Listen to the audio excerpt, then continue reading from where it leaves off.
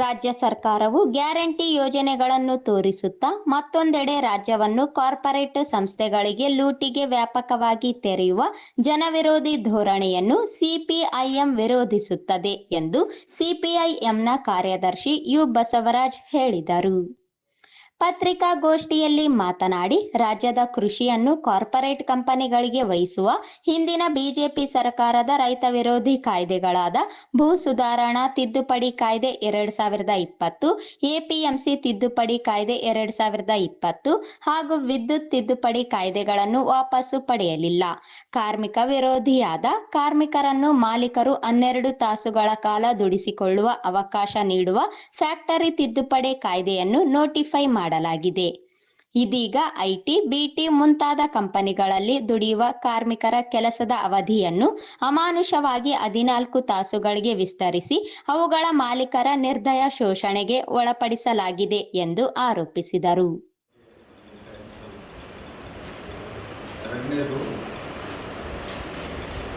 ರಾಜ್ಯವನ್ನ ಇವತ್ತು ಕಾರ್ಪೊರೇಟ್ ಸಂಸ್ಥೆಗಳಿಗೆ ರಾಜ್ಯದಲ್ಲಿ ಕಳೆದ ವರ್ಷ ಕಾರ್ಯಕ್ರಮದ ಪ್ರಕಾರ ಸುಮಾರು 1250 ಜನ, ಅದಕ್ಕಿಂತ ಹೆಚ್ಚು ಜನ ರೈತರು ಆತ್ಮಹತ್ಯೆ ಮಾಡಿಕೊಂಡ್ರು.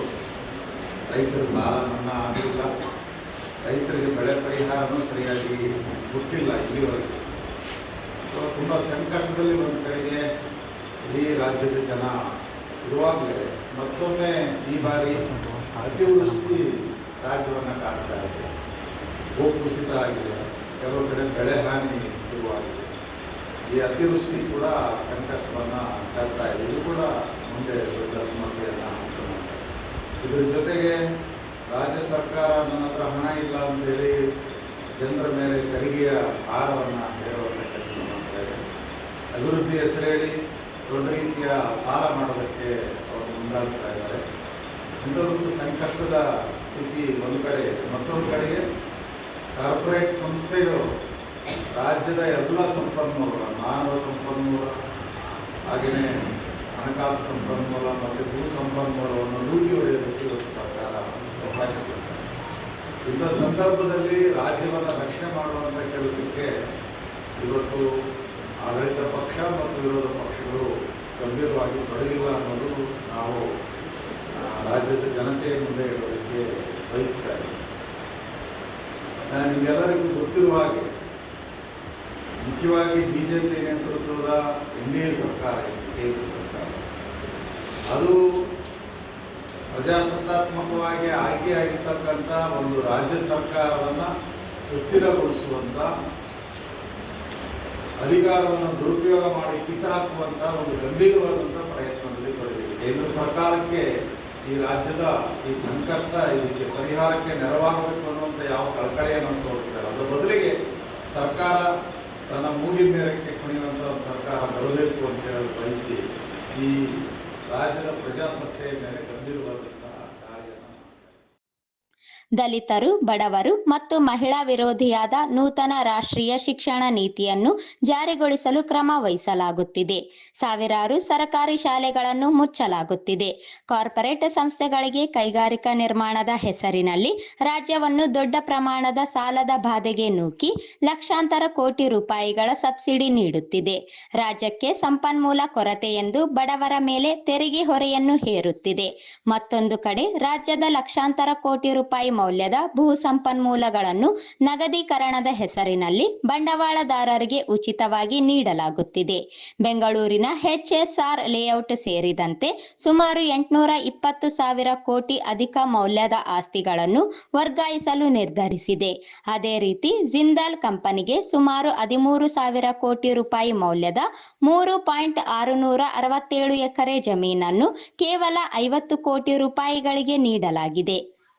ಲಕ್ಷಾಂತರ ಬಡ ಸಾಗುವಳಿದಾರರನ್ನು ಹಕ್ಕುಪತ್ರ ನೀಡದೆ ಕಿರುಕುಳ ನೀಡಿ ಒಕ್ಕಲೆಬ್ಬಿಸಿ ಕಂಪನಿಗಳಿಗಾಗಿ ಕಾಯ್ದಿರಿಸಲಾಗುತ್ತಿದೆ. ರೈತರ ಒಪ್ಪಿಗೆ ಇಲ್ಲದಿದ್ದರೂ ಬಲವಂತವಾಗಿ ಮತ್ತು ಅತ್ಯಂತ ಕಳಪೆ ಹಾಗೂ ಮೋಸದ ಭೂ ಬೆಲೆಗೆ ಸ್ವಾಧೀನ ಮಾಡಲು ಕ್ರಮ ವಹಿಸುತ್ತಿದೆ. ಜಾಗತಿಕ ದೈತ್ಯ ಕಂಪನಿಯಾದ ಆರ್ಸೆಲರ್ ಮಿತ್ತಲ್ ಸ್ಟೀಲ್ ಕಂಪನಿ ಮತ್ತು ಬಾಹಿಣಿ ಸ್ಟೀಲ್ ಕಂಪನಿ ಮತ್ತು ಎನ್ಎಂಡಿಸಿ ಕಂಪನಿಗಳು ರೈತರಿಗೆ 13,000 ಕೋಟಿ ರೂಪಾಯಿಗಳಷ್ಟು ಭೂ ಬೆಲೆಯನ್ನು ಮೋಸ ಮಾಡಿದ ಹಗರಣದ ತನಿಖೆ ನಡೆಸುತ್ತಿಲ್ಲ. ಅದೇ ರೀತಿ ಪರಿಶಿಷ್ಟ ಪಂಗಡದ ಬಡ ಫಲಾನುಭವಿಗಳಿಗೆ ಮೋಸ ಮಾಡಿ ದೋಚಲಾದ ವಾಲ್ಮೀಕಿ ಅಭಿವೃದ್ಧಿ ನಿಗಮದಲ್ಲಿನ ಹಗರಣವು ಸೇರಿದಂತೆ ಈಚೆಗೆ ಆರೋಪ ಪ್ರತ್ಯಾರೋಪಗಳ ಮೂಲಕ ಬಯಲಿಗೆ ಬಂದ ಬಿಜೆಪಿ ಹಾಗೂ ಜೆಡಿಎಸ್ ಮುಖಂಡರ ಅಕ್ರಮ ಆಸ್ತಿ ಗಳಿಕೆ ಹಗರಣಗಳನ್ನು ನ್ಯಾಯಾಂಗ ತನಿಖೆಗೆ ವಹಿಸುತ್ತಿಲ್ಲ.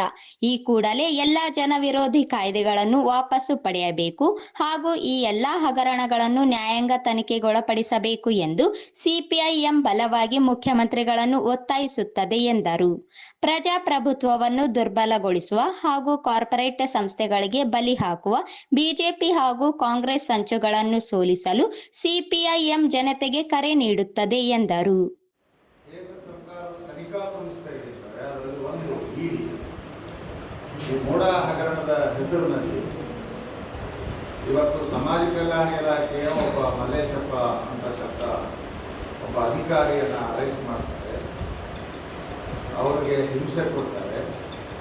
ನೀವು ಈ ಮೋಡ ಹಗರಣದಲ್ಲಿ ಉನ್ನತ ಮಟ್ಟದ ಸಚಿವರು ಇದ್ದಾರೆ ಅಂತ ಹೇಳಬೇಕು ಅಂತ ಬೆದರಿಸ್ತಾ ಇದ್ದಾರೆ ಅಂತೇಳಿ ಅವರು ಕಂಪ್ಲೇಂಟ್ ಕೊಟ್ಟಿದ್ದಾರೆ ಅಂತ ಹೇಳಿದ್ರೆ, ಈ ಇಡಿ ಅಂತಕ್ಕಂಥದ್ದು ಇದೆಯಲ್ಲ, ಎನ್ಫೋರ್ಸ್ಮೆಂಟ್ ಡೈರೆಕ್ಟರೇಟ್ ಜಾರಿ ನಿರ್ದೇಶನಾಲಯ, ಅದು ಹೇಗೆ ಇವತ್ತು ಒಂದು ರಾಜ್ಯ ಸರ್ಕಾರವನ್ನು ಅಸ್ಥಿರಗೊಳಿಸೋದಕ್ಕೆ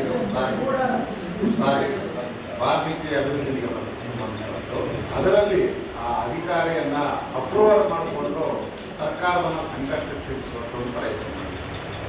ಥ್ಯಾಂಕ್ ಯು ಸರ್. ರಾಜ್ಯಪಾಲರನ್ನ ಇವತ್ತು ಅವರು ದುರುಪಯೋಗ ಮಾಡ್ತಾರೆ, ರಾಜ್ಯಪಾಲರ ಕಚೇರಿಯನ್ನು ದುರುಪಯೋಗ ಮಾಡ್ತಾರೆ. ಅದು ನಿಮ್ಗೆ ಗೊತ್ತಿದೆ. ಮೋಡ ಹಗರಣದಲ್ಲಿ ಯಾರೋ ಒಬ್ಬರು RTI ಕಾರ್ಯಕರ್ತ ಮುಖ್ಯಮಂತ್ರಿಗೆ ಪ್ರಾಸಿಕ್ಯೂಷನ್ಗೆ ಒಳಪಡಿಸಬೇಕು ಅಂತೇಳಿ ಅನುಮತಿ ಕೊಡಿ ಅಂತೇಳಿ ಪತ್ರ ಕೊಟ್ಟ ತಕ್ಷಣವೇ ಅವರು ಇಮಿಡಿಯೇಟ್ ಆಗಿ ಪತ್ರ ಬರೀತಾರೆ ರಾಜ್ಯ ಸರ್ಕಾರಕ್ಕೆ. ಯಾಕೆ ಈ ಮಾತು ನಾವು ನೆನಪು ಮಾಡ್ಬೇಕು ಅಂದರೆ, ರಾಜ್ಯಪಾಲರು ಅಂದರೆ ರಾಜ್ಯ ಸರ್ಕಾರದ ಜನತಾವೆತ್ತ ಪ್ರತಿನಿಧಿಗಳು, ರಾಜ್ಯ ಸರ್ಕಾರವನ್ನು ಪ್ರತಿನಿಧಿಸುವುದು.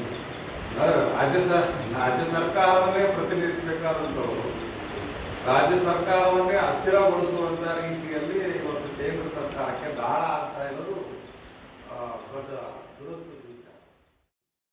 ಈ ಸಂದರ್ಭದಲ್ಲಿ ಕೆಜಿ ವೀರೇಶ್, ಶರಣಬಸವ, ನರಸಣ್ಣ ನಾಯಕ ಸೇರಿದಂತೆ ಇತರರಿದ್ದರು.